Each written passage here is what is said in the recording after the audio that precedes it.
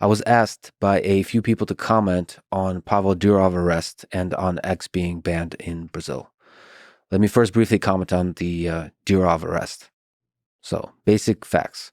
Pavel Durov is CEO of Telegram, which is a messenger app that has end-to-end encryption mode. It's not on by default, and most people don't use the end-to-end encryption, but some do.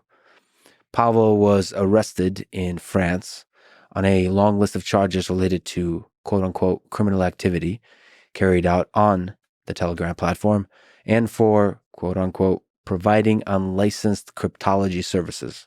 I think Telegram is indeed used for criminal activity by a small minority of its users. For example, by terrorist groups to communicate. And I think we all agree that terrorism is bad. But here's the problem. As the old saying goes, one man's terrorist is another man's freedom fighter. And there are many cases in which the world unilaterally agrees who the terrorists are. But there are other cases when governments, especially authoritarian inclined governments, tend to propagandize and just call whoever's in the opposition, whoever opposes them, terrorists. There is some room for nuance here.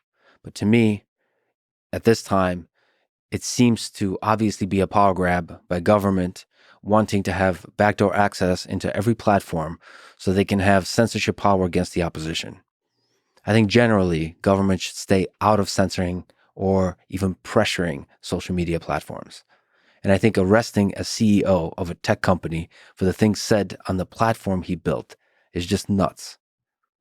It has a chilling effect on him, on people working at Telegram, and on people working at every social media company, and also people thinking of launching a new social media company.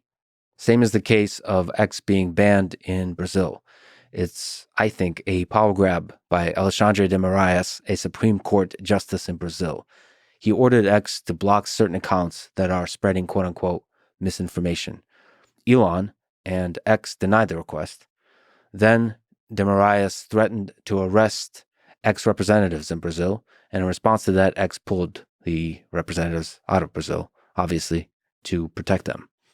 And now, X having no representatives in Brazil apparently violates the law.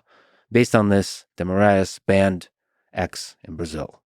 Once again, it's an authoritarian figure seeking censorship power over the channels of communication. I understand that this is complicated because there are evil people in the world, and part of the role of government is to protect us from those evil people.